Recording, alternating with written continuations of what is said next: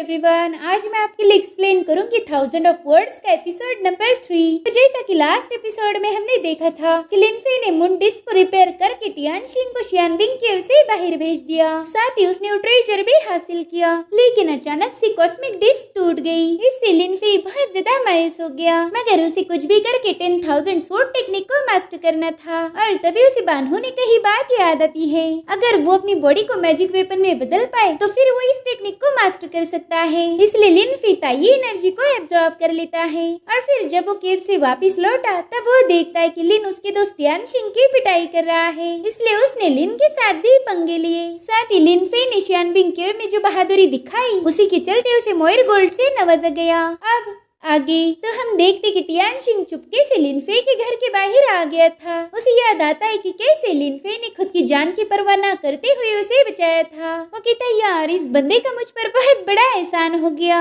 इसे बस थैंक्स बोलना काफी नहीं होगा। और वैसे भी मैं थैंक्स बोलने में बहुत बुरा हूँ। चलो मैंने तो यहाँ से वापिस ही जाना चाहिए। मगर तभी उसे याद आता है कि लिनफे मोयर रिफाइंड गोल्ड का यूज करके स्वॉर्ड सीड को फोर्ज करेगा। वो कहते हैं, क्यों ना मैं उसे एक अच्छी खबर दूं। मेरे ख्याल से फिर तो मुझे ये थैंक्स बोलेगा। मैं उसे डायरेक्टली कुछ भी नहीं बताऊंगा, मुझे ये बात उसे किसी और तरीके से बतानी होगी। जिसके बाद वहीं पर प्रैक्टिस करना शुरू कर देता है।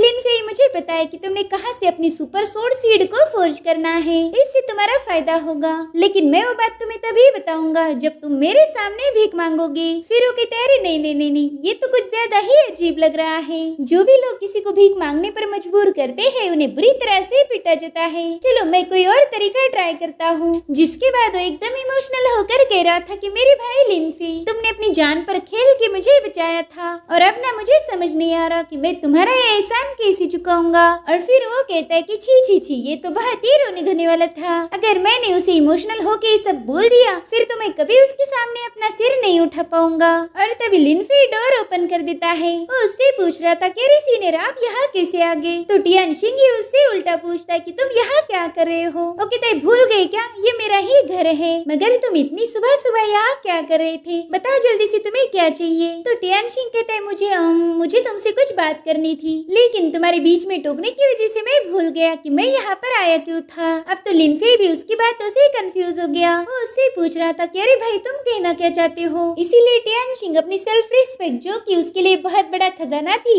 उसी साइड में रखते हुए लिनफे के कंधे पर हाथ रख के बताता है कि एल्डर वू ने हाल ही में एक नई फर्नेस लाई है, जिसे omni directional wind and rain furnace कहा जाता है। तो तुम उन्हें बता दो कि उसी फर्नेस में तुम्हारे गोल्ड को रिफाइन करे, इसमें तुम्हारा बहुत फायदा होगा। इतना बताकर वो तुरंत ही वहाँ से भागने लगता है। लिनफे कहता है, ओ ये तो नई फर्नेस है शायद। टियानशिंग चाहता है कि मेरी स्वॉर्ड और बहुत स्ट्रांग बने, इसलिए जोर से चिल्लाकर टियानशिंग को थैंक यू बोल रहा था। टियानशिंग ये सुन के थोड़ा सा रुक गया और फिर से वो भाग गया। इधर लिनफे सोच रहा था कि ये बंदा थोड़ा सा घमंडी है, मगर ये दिल से बहुत अच्छा है। भले ही टियानशिंग ने मुझे काफी अच्छी खबर सुनाई, मगर मेरे पास तो वो गोल्ड है ही नहीं, वो तो मैंने कब का खा लिया, और ये गोल्ड तो इतनी आसानी से मिलता भी नहीं। फिर अब मुझे अगले चांस का इंतजार करना होगा। और तभी वहाँ पर जैंग आ जाता है। वो कह रहा था, सीनियर जल्दी चलो, हमारे मास्टर आपसे मिलना चाहते हैं। इसलिए लिनफे शिनशाओ के घर पहुँच जाता है। मास्टर वहीं पर बैठ के चाय के मजे ले रहे थे। वो लिनफे से पूछते कि बताओ बच्चे, तुम कैसे हो? मैंने तो तुम्हारे बारे में बहुत ही लजीज चर्चे सुन रखे हैं।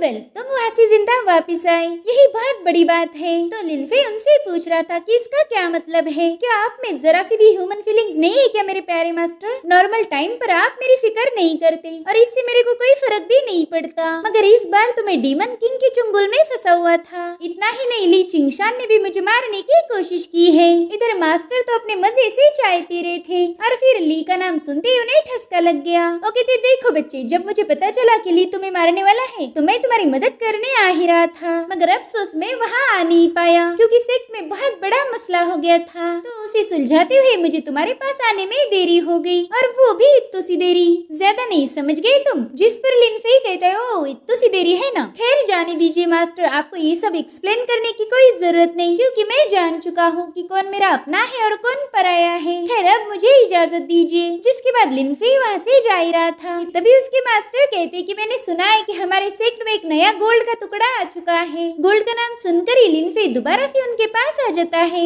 उसे पता था कि मास्टर के पास उसके फायदे की कोई न कोई खबर होगी, इसलिए वो जल्दी से जाकर मास्टर को मसाज देने लगता है। वो कहते हैं मास्टर मुझे ना आप एकदम गहराई से पूरी बात बताओ। तो मास्टर कहते कि तुम्हें जो गोल्ड मिला था वो तुमने यूज कर लिया होगा, मगर मुझे खबर मिली है कि कोई बंदा है जो रिफाइंड गोल्ड बेचना चाहता है। और गाइस ऐसा ही रिफाइंड गोल्ड लिनफे को भी चाहिए था। अब मास्टर कहते कि इस साइड से बस हो गया, चलो अब ये वाला हाथ दबाओ। तो लिनफे तुरंत ही दूसरी साइड से मसाज देते हुए पूछ रहा था कि मास्टर क्या वाकई वो प्योर गोल्ड है? तो मास्टर उसके हाथ में पंखा देते हुए कहती कि बहुत गर्म हो रहा है, चलो जल्दी से हवा मारो। जिसके बाद वो कहती कि बच्चे मुझे इस बारे में नहीं पता, मैं तो बस ये जानता हूँ कि वो रिफाइंड गोल्ड है जो कि बेचा जाने वाला है। अगर तुम इस बारे में ज्यादा जानकारी चाहते हो तो जल्दी से जाके चेक करो, नहीं तो वो गोल्ड किसी और को मिल जाएगा। ये सुन के लिनफे तुरंत वो पंखा मास्टर के मुंह पर फेंक के वहाँ से जाने लगता है। वो कह रहा था मास्टर आपका बहुत बहुत शुक्रिया। अब वो वहाँ से जल्दी से भागना शुरू कर देता है। इधर उसके मास्टर धीरे से कह रहे थे कि मुझे पता है तुम स्पिरिट नरिशिंग रेल्म के बेसिक लेवल पर पहुंच चुके हो, तो ये बस मेरी तरफ से तुम्हारे लिए छोटा सा गिफ्ट है। इधर लिनफे अचानक से रुक गया था। वो कहते यार मास्टर को ये बात कैसे पता चली कि मुझे रिफाइंड गोल्ड की जरूरत है? शायद उन्हें शक हो गया कि मैं 10,000 स्वॉर्ड टेक्निक को सीखने वाला हूँ। खैर अब मैंने जल्दी से जाकर उस गोल्ड को हासिल करना चाहिए क्योंकि वो सबसे ज्यादा इम्पोर्टेंट है। जिसके बाद वो मैजिक वेपन एक्सचेंज हॉल में पहुंच चुका था। वो देखता है कि वहाँ पर कई सारे लोग हर्ब्स और एलिक्सर को एक्सचेंज करके मैजिक वेपन खरीद रहे थे। वहाँ पर कई सारे लॉकर्स थे जिन सब में खास मैजिकल ट्रेजर रखे हुए थे। अब वहाँ काम करने वाला बंदा लिनफे को बता रहा था कि हमारे हॉल में आपको काफी अच्छे अच्छे वेपन्स मिल सकते हैं। देखिए यहाँ पर लगभग 10,000 मैजिकल वेपन्स हैं। लिनफे तो उतने सारे बॉक्सेस को देखकर ही हैरान था। वहीं पर हम टियानशिंग को देखते हैं जो लिनफे को देखकर छुप रहा था। लिनफे उसके एकदम पास से गुजर जाता है तो टियानशिंग को लग रहा था कि अच्छा हो इसने मुझे नहीं देखा, मगर भाई लिनफे ने तो उसे देख लिया था। वो कहते अरे वाह टियानशिंग क्या इत्तेफाक है, वैसे आप यहाँ पर क्या कर रहे हो? तो टियानशिंग उसे बताता है कि मैं तो यहाँ पर पहरा दे रहा था, यहाँ मेरी ड्यूटी लगी है, वैसे तुम यहाँ पर क्यों आए हो? तो लिनफे उसे बताता है कि मैंने सुना है यहाँ पर रिफाइंड गोल्ड बेचा जा रहा है, इसलिए मैं उसे देखने यहाँ आ गया। जिस पर टियानशिंग कह रहा था कि अरे तुम्हारे पास तो मोइर गोल्ड है ना, फिर तुम इसे खरीदना क्यों चाहते हो? तो लिनफे मजाक में कहता है कि वो क्या है ना, मुझे गोल्ड बहुत पसंद है, मैं उसका यूज करके अपना कमरा सजाना चाहता हूँ। टियानशिंग को पता था कि लिनफे उसके मजे ले रहा, इसलिए वो भी मुंह टेढ़ा कर देता है। तभी वहाँ का बंदा लिनफे से कहता है कि मैंने सुना आप यहाँ पर गोल्ड खरीदने आए हो, मगर मुझे नहीं लगता कि आप वो खरीद पाओगे क्योंकि मुजियन पिक के डिसाइपल ने उस गोल्ड की तुरंत ही बोली लगा दी। वो बंदा तो उस गोल्ड के 500 स्टोन देने के लिए तैयार है। लिनफे कहता है क्या सिर्फ 500? मेरे ख्याल से तो बस दूसरों को तंग करना चाहता है, उस गोल्ड की कीमत 500 से ज्यादा होनी चाहिए। जिस पर बंदा कहता है कि हाँ ये हुई ना बात, देखो तो आप कितने स्मार्ट हो, वेल हमने उस डिसाइपल को गोल्ड अभी तक बेचा नहीं। तो लिनफे कहता है अरे ये तो बहुत अच्छी बात है, चलो एक काम करो वो गोल्ड तुम मुझे बेच दो। मगर वो बंदा कह रहा था कि ना ऐसा तो नहीं हो सकता, अगर मैंने आपको गोल्ड बेच दिया तो डिसाइपल मेरी खाल उधेड़ देगा। ये सुनकर टियानशिंग उस पे भड़क गया था। वो कहता है मेरे होते हुए यहाँ पर कोई दादागिरी नहीं कर सकता, समझ गई तुम? तुम्हारा काम है मैजिकल वेपन सेल करना, चाहे कस्टमर कोई भी रहे। तो बंदा टियानशिंग से कह रहा था कि अरे जनाब आप इतना क्यों भड़क रहे हो, हमने वो गोल्ड बेचने से मना थोड़ी ना किया है। तो कहते ठीक है फिर चलो जल्दी से वो गोल्ड यहाँ लेके आओ। अब बंदा ऐसा करना तो नहीं चाहता था, मगर मार से बचने के लिए वो टियानशिंग की बात मान लेता है। उसने तुरंत ही उसके सामने बॉक्स लाके रख दिया जिसके अंदर ऑब्सिडियन रिफाइंड गोल्ड था,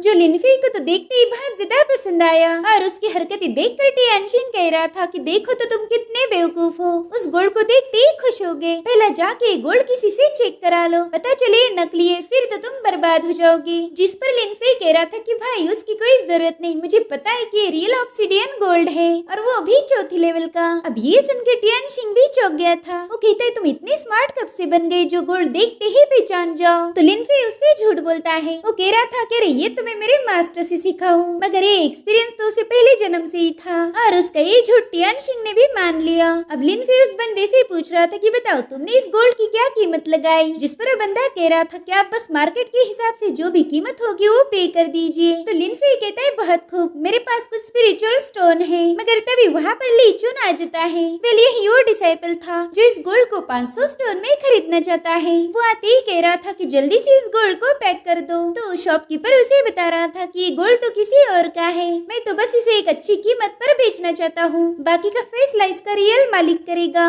तो लीचून कहता है ठीक है, उस छुचुंदर को यहाँ बुलाओ। जाओ, मैं खुद उससे बात करता हूँ। और तभी लिनफी उसके कंधे पर हाथ रख के कहता है कि अरे सीनियर, क्या इत्तेफाक है, मुझे तो उम्मीद नहीं थी कि हम यहाँ पर मिलेंगे। खैर मैं हमारी पिछली मुलाकात भी भूल नहीं पाया। दरअसल पिछली बार लिनफे ने इस बंदे को बहुत ज्यादा कुटा था, तो तुरंत ही उससे दूर हटते हुए अपनी सोड उस पे पॉइंट कर देता है। तभी लिनफे उससे कहता है कि माफ करना, मगर तुम ये गोल्ड नहीं खरीद सकते क्योंकि ये मेरा है। जिस पर लीचुन कह रहा था कि तुम्हारा यूहेंग पिक तो सालों पहले कंगाल हो गया, अगर हमारा मुजियान पिक तुम्हें दान नहीं देता तो तुम लोगों के पास खुद की तलवारें भी नहीं होती। लेकिन देखो तो तुम्हारी इतनी हिम्मत हुई कि तुम ये गोल्ड मुझसे छीन रहे हो। लीचुन को गुस्से में देखकर सभी लोग वहाँ पर जमा हो गए थे। वो कहते लिनफे तो एक गरीब पिक का गरीब डिसाइपल है, भला इसने लीचुन से पंगा क्यों लिया होगा। तभी कुछ लोग कहते कि यूफेंग पिक पर बस एक ही बंदा रईस है जिसका नाम एसिनियर यू हुआ, बाकी तो सब कंगाल भरे पड़े हैं। इधर लीचुन कह रहा था कि हमने तुम्हारी पिक को कई सारी तलवारें दान की है, एक काम करो तुम उन सभी सोड की कीमत अदा करो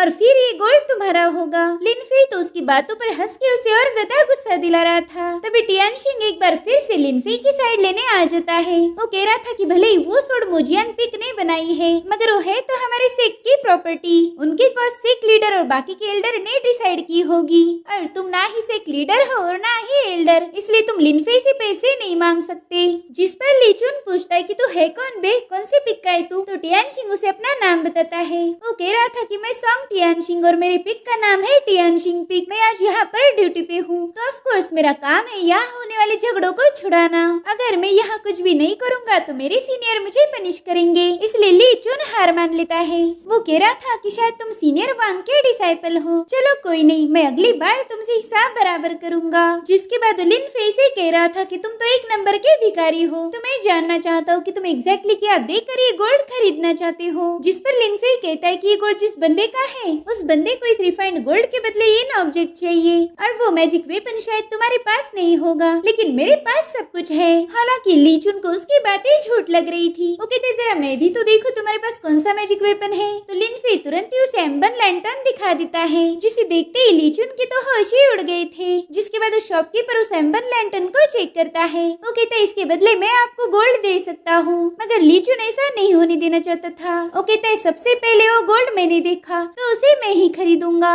टियानशिंग ये सुन के भड़क जाता है। वो कह रहा था कि तुम सेक्ट के रूल्स को ब्रेक कर रहे हो। जिस पर लीचुन बताता है कि मैंने कोई रूल नहीं तोड़ा, देखो हमारे सेक्ट का एक नियम है, जो पहले किसी ट्रेजर को देखेगा वो ट्रेजर उसका होगा। तो लिनफे के तो ये कौन सा रूल है जो मैंने नहीं सुना था। देख भाई ये गोल्ड तो मैं खरीद के रहूंगा, चाहे तू मुझे रोकने की कितनी भी कोशिश क्यों न करे। ये सुनकर तो लीचुन ने अपनी तलवार लिनफे पर पॉइंट कर दी, और ये सब देखकर वो बेचारा शॉपकीपर बाहर डर गया। वो टियानशिंग का तो हाथ ही पकड़ लेता है। तो टियानशिंग कहता है कि जल्दी से सीनियर कॉन्ग को यहाँ पर बुला लाओ, और फिर वो लीचुन की सोड को नीचे करते हुए कहता है कि हम सभी फेलो डिसाइपल्स हैं। जिस पर लीचुन कह रहा था कि लिनफे मेरा फेलो डिसाइपल बनने के लायक नहीं है, इनफैक्ट इसका मास्टर भी मुझे सामने देखते ही मेरे सामने अपना सिर झुकाता है। अब ये सुनकर लिनफे ही भड़क गया था। वो खुद कितनी भी गालियाँ सुन सकता था, मगर वो अपने मास्टर की शान में कोई गुस्ताखी बर्दाश्त नहीं कर सकता। तो अब उसने गुस्से में आकर तुरंत ही लीचुन की सोड पर आइस अटैक कर दिया। लीचुन कह रहा था कि तुम्हारे फालतू अटैक किसी काम की नहीं। जिसके बाद वो अपनी फायर पावर से उस बर्फ को पिघला कर कहता है कि लिनफे चलो मैं तुम्हें मेरी थंडर और फायर स्वॉर्ड टेक्निक के मजे चखाता हूँ। जिसके बाद लीचुन ने उस पर अटैक कर दिया, मगर लिनफे उसे काउंटर करते हुए लीचुन पर आइस अटैक कर देता है। इस हमले से तो सीधा नीचे गिर गया था, साथ ही उसका एक हाथ भी धीरे धीरे बर्फ में बदल रहा था।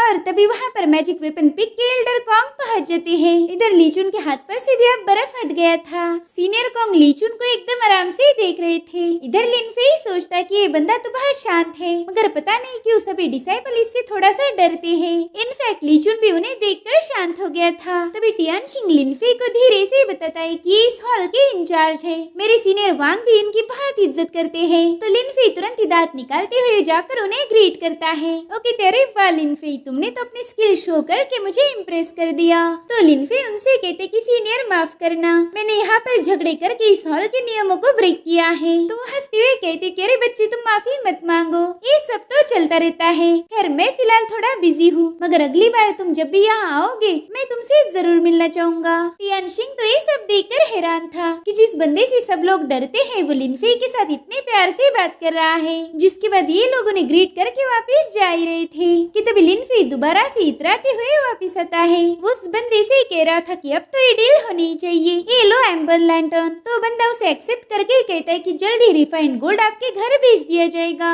इधर ली चुन बुरी तरह से घायल था तो कॉन्ग उसे एलिक्सर देते हुए कह रही थी कि भले इस हॉल में मैजिक वेपन्स बेचे जाते हैं मगर ये जगह खुद ही एक मैजिक वेपन है, इसीलिए यहाँ पर झगड़े करना अलाउड नहीं। जिस पर ली चुन कह रहा था कि सीनियर मुझे माफ कर दीजिए, ऐसा दोबारा कभी नहीं होगा। वो क्या है ना, मैं थोड़ा सा भड़क गया था और उसी वजह से मैं खुद को काबू नहीं कर पाया। तो हंसते हुए कह रही थी कि अरे कोई बात नहीं, वैसे भी तुम्हारे मोजियान पिक और हमारे मैजिक वेपन हॉल के ताल्लुकात काफी पुराने हैं, लेकिन तुम्हें तो पता है कि यहाँ पर तोड़फोड़ करने का जुर्माना भरना पड़ता है। जिस पर वो कहते हैं हाँ सीनियर, मैं पे करने के लिए तैयार हूँ। तो मास्टर काउंट करके बताती है कि तुम्हें 1200 स्पिरिचुअल स्टोन देने पड़ेंगे और इसका बिल मैं तुम्हारे मोजियान पिक में भिजवा दूंगा।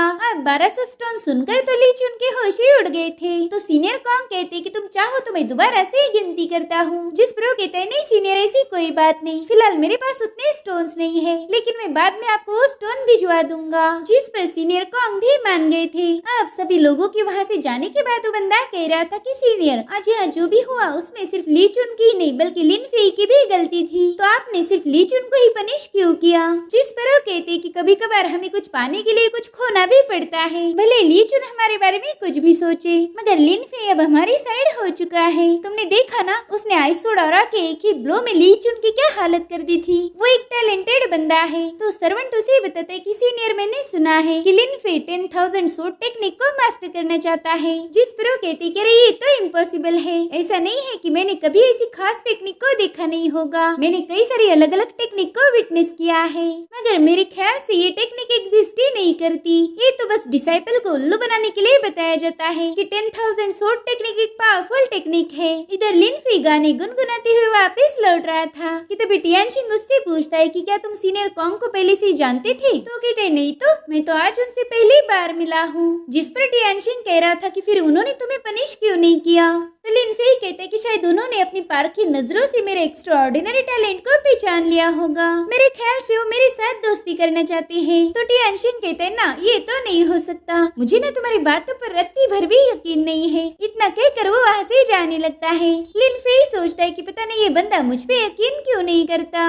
और अब हमें अगले दिन की कहानी दिखाई जाती है। ली चुन कह रहा था कि पता नहीं आज हमारे यहाँ पर कौन से मेहमान आने वाले हैं। मेरे मास्टर चाहते हैं कि मैं उसे वेलकम करूँ और तभी उसे अपने हाथों में दर्द महसूस होता है। वो कह रहा था कि उस कुत्ते लिन फेई की वजह से मेरा रात भर सो नहीं पाया, मैं जरूर से उस कमीने को खत्म कर दूंगा। और तभी वहाँ पर लिन फेई आ जाता है। वो कहता है ली चुन भाई, तुमसे मिलके बहुत अच्छा लगा। लिन फेई को वहाँ देखकर ली चुन भड़क गया था। वो कहता है तुम यहाँ पर क्यों आए हो, और देखो ये मेरा मोजियान पिक है, यहाँ पर कोई पंगे खड़े मत करना। जिस पर लिन फेई कहता है कि अरे भाई कैसी बातें कर रहे हो यार, मैं तो यहाँ पर एल्डर वू से मिलने आया था, वो मेरी सोड कास्टिंग में मदद करने वाले हैं। जिस पर ली चुन कहता है कि आज हमारे यहाँ पर एक खास मेहमान आने वाला है और मेरे मास्टर बस उसी से मिलेंगे, तो चलो अब जल्दी से यहाँ से दफा हो जाओ। तो लिन फेई कहता है अच्छा ऐसी बात है क्या यार, फिर तो मुझे पहले भी बता सकती थी कि आज यहाँ पर मत आना। इतना कहकर वो वापिस जाने लगता है। ली चुन दिल में ही सोचता है कि शायद यही हमारा मेहमान है, मेरे मास्टर इसी से मिलना चाहते होंगे। तो तुरंत ही जाकर लिन फेई का रास्ता रोक देता है। लिन फेई उससे पूछ रहा था कि अब क्या हुआ सीनियर। तो कहता है भाई मेरे मास्टर आज बिल्कुल भी बिजी नहीं है, मुझे लगा था कि वो किसी से मिलने वाले हैं, शायद मेरे से गलती हो गई। जिस पर लिन फेई कहता है कि भाई तुमने ऐसी गलतियाँ नहीं करनी चाहिए, ये तुम पर बिल्कुल भी जचती नहीं। तो कहता है ठीक है, मैं आइंदा से ऐसी कोई गलती नहीं करूँगा। जिसके बाद लिन फेई को वेलकम करता है, हालांकि वो उस पर बहुत गुस्सा था। वो कहता है मेरे मास्टर फोर्जिंग रूम में है, तुम जाके उनसे मिलो, मुझे कुछ जरूरी काम याद आ गया। तो लिन फेई कहता है ठीक है। इधर ली चुन एक जगह पर जाके छुप गया था। वो देखता है कि लिन फेई रूम का डोर पीट कर एल्डर वू को आवाज लगा रहा था मगर उसे कोई रिस्पांस नहीं मिलता। इधर ली चुन धीरे से कह रहा था कि बेवकूफ, मेरे मास्टर को ये बिल्कुल भी पसंद नहीं कि काम के दरमियान कोई उन्हें डिस्टर्ब करे। और इधर लिन फेई तो जोर जोर से चिल्लाकर एल्डर वू को बता रहा था कि मास्टर से एक लीडर ने मुझे आपके पास भेजा है। और तभी उसकी आवाज़ें सुन के वो डोर ओपन होकर लिन फेई को दरवाजे के अंदर खींच लिया जाता है। वो देखता है कि वहाँ पर omni directional wind and rain furnace है और फिर वो एल्डर वू को देखता है। वो तुरंत ही ग्रेट रिपीट करके उन्हें अपना नाम बता रहा था, मगर मास्टर ने उसे गुस्से में आकर रूम से बाहर फेंकवा दिया। ये सब देख के ली चुन को तो बहुत ज्यादा मजा आ रहा था। इधर एल्डर वो कहते कि पहले ही मैं बहुत बिजी हूँ, तुम्हारे जैसे फालतू बच्चों के लिए मेरे पास बिल्कुल भी टाइम नहीं है। इतना कहकर वो धड़ाम से गेट बंद कर देते हैं। वहीं पर ली चुन कह रहा था कि अरे मास्टर ने तो इसकी पिटाई ही नहीं की, मुझे लगा था कि आज लिनफे को अच्छी मार पड़ेगी, मगर वो तो सस्ते में निपट गया। इधर लिनफे कहता है कि मैंने सुना था एल्डर वो बहुत गुस्से वाले हैं और आज तो देख भी लिया, मगर मैं यहाँ से खाली हाथ तो नहीं जाऊंगा, इसलिए दोबारा से दरवाजा पीटने लगता है। वो कह रहा था कि हमारे लीडर ने मुझे यहाँ भेजा है, आज यहाँ पर मुझे अपनी सोर्ड सीड को कास्ट करना था और ये काम किए बिना मैं यहाँ से नहीं जाने वाला। इधर ली चुन कह रहा था कि इस बंदे को तो अपनी जिंदगी से ज्यादा तलवार प्यारी है, आज तो ये पक्का मरेगा। इधर लिनफे कह रहा था कि अगर आपने दरवाजा नहीं खोला तो मैं आपकी शिकायत कर दूंगा। तो एक बार फिर से उसे अंदर खींचकर पिटा जाता है। ली चुन जो बहुत ज्यादा खुश था वो कहता है कि देखा ना मेरे से पंगा लेने का क्या अंजाम होता है, और तभी ली चुन को अंदर बुलाया जाता है। हम देखते कि बेचारे लिनफे को तो एल्डर वो ने सीधा फर्नेस पर ही टांग दिया था। वो एल्डर से पूछ रहा था कि मैं कोई मुर्गी हूँ जो मुझे भुना जा रहा है, मगर एल्डर उसकी एक नहीं सुनते। वो ली चुन को बताते कि इस लड़के को 3 दिनों तक ऐसे ही सोड फर्नेस पर लटके रहने दो, ठीक 3 दिनों के बाद ही इसे यहाँ से जाने देना, जिसके बाद वो वहाँ से चले जाते हैं। अब ली चुन पहरा देने के लिए वहाँ पर बैठ गया था। वो कहता है और बताओ भाई क्या चल रहा, ज्यादा गर्मी तो नहीं लग रही, तुम चाहो तो मैं तुम्हारे लिए पंखा भी चलवा सकता हूँ। जिस पर लिनफे कहता है कि ये तो काफी अच्छी चाल चली है तुमने, मैं तो इम्प्रेस हो गया। ये सुनकर ली चुन कहता है कि भाई ये तो सब तुम्हारे कर्मों के फल है। जिसके बाद वो कमीना जानबूझ के फर्नेस की आग को बढ़ा देता है। इधर लिनफे उस आग में भूनकर तड़प रहा था। ये देख ली चुन उससे पूछता है कि बताओ लिनफे तुम्हें हमारी मोजियान पिग की अर्थ फायर कैसे लगी, बहुत अच्छी है ना ये। तो लिनफे स्माइल करते हुए कहता है कि हाँ ये तो काफी अच्छी है, जितना मैंने सोचा था उससे भी अच्छी है। तो ली चुन कहता है कि तुम जलकर भुना हुआ मटन बनने वाले हो, मगर फिर भी तुम्हारी अकड़ कम नहीं हुई। जिस पर लिनफे कहता है कि अकड़ तो मेरे खून में है, भला वो कम कैसे होगी। चलो मुझे एक बात बताओ, अगर मैं गलती से इस फर्नेस में गिर गया तो क्या तुम्हारे लिए मुश्किलें पैदा होगी, शायद से जरूर होगी। जिस पर ली चुन कहता है कि तुम तो नीचे गिर ही नहीं सकते, क्योंकि तुम्हें मेरे मास्टर ने बनाई हुई ब्लेजिंग फायर रोप से जकड़ा हुआ है और ये कभी कट नहीं सकती। मगर लिनफे एक ही सेकंड के अंदर उस रोप को तोड़कर सीधा फर्नेस में गिर जाता है और ये देखकर ली चुन की फट गई। वो डर के मारे उस फर्नेस में लिनफे को ढूंढता है, मगर उसमें तो बस आग की लपटें थी। इसीलिए वो चिल्ला के कह रहा था कि लिनफे तू पागल है क्या, तू तो मुझे खत्म करके ही मानेगा। जिसके बाद वो जोर जोर से रोने लगता है। वो कह रहा था कि पता नहीं मैं मेरे मास्टर को ये सब कैसे एक्सप्लेन करूंगा, वो तो मुझे जान से मार देंगे। इधर फर्नेस के अंदर हम लिनफे को देखते हैं जो कि एक शील्ड बनाकर एकदम सेफली फर्नेस में लैंड हो गया था। वो उसे देखकर कह रहा था कि वाकई ये रिफाइनरी फर्नेस तो बहुत ही ज्यादा इम्प्रेसिव है, इसके अंदर इसकी खुद की एक दुनिया है और यहाँ पर जो ग्लेजिंग फायर है ये भी कमाल की है। अब लिनफे अपनी पावर का यूज करके ब्लेजिंग फायर को ढूंढने की कोशिश कर रहा था और थोड़ी देर में वहाँ पर एक बहुत ही खतरनाक बीस्ट पहुँच जाता है। वह एक फायर बीस्ट था जो लिनफे को जलाने की कोशिश करने लगता है। इधर लिनफे ने अपने आसपास एक बहुत ही बड़ी शील्ड क्रिएट कर दी थी। वो बीस्ट उस शील्ड को ब्रेक करने की कोशिश करता है, मगर वो बहुत ही ज्यादा स्ट्रॉन्ग थी, जिस वजह से उस बीस्ट ने हार मान ली। अब इससे पहले कि वो बीस्ट वहाँ से भाग जाए, लिनफे ने उसे जकड़ लिया था। वो कहता है कि तुम्हारे अंदर प्योर यांग फायर है और इसी की मुझे तुमसे उम्मीद थी। अब लिनफे उसके सामने जाकर बैठ जाता है। वो कहता है दोस्त चलो अब जल्दी से मुझे तुम्हारा फायर एलिमेंट उधार दे दो, उसके लिए मैं तुम्हें एडवांस में ही थैंक्स बोल रहा हूँ। इधर उस ट्रैप बीस्ट के पास और कोई ऑप्शन नहीं था, इसलिए लिनफे के अंदर अपना फायर एलिमेंट डाल देता है। वही दूसरी तरफ ली चुन रो रो के थक गया था, इसलिए वो अब अपना दिमाग लगाना शुरू कर देता है। वो कह रहा था कि मैं ये किसी को नहीं बता सकता कि लिनफे ही मर चुका है, इसीलिए मुझे कोई और ही कहानी बनानी होगी। वेल मैं ये बता सकता हूँ कि अर्थ फायर अचानक से बहुत ही ज्यादा बढ़ गई, तो लिनफे डर के मारे मेरे सामने दया की भीख मांग रहा था कि प्लीज मुझे जाने दो। पहला तो मैंने उसे साफ साफ मना कर दिया, क्योंकि मास्टर ने मुझे बताया था कि इसे 3 दिनों तक वहीं पर टांग के रखना है,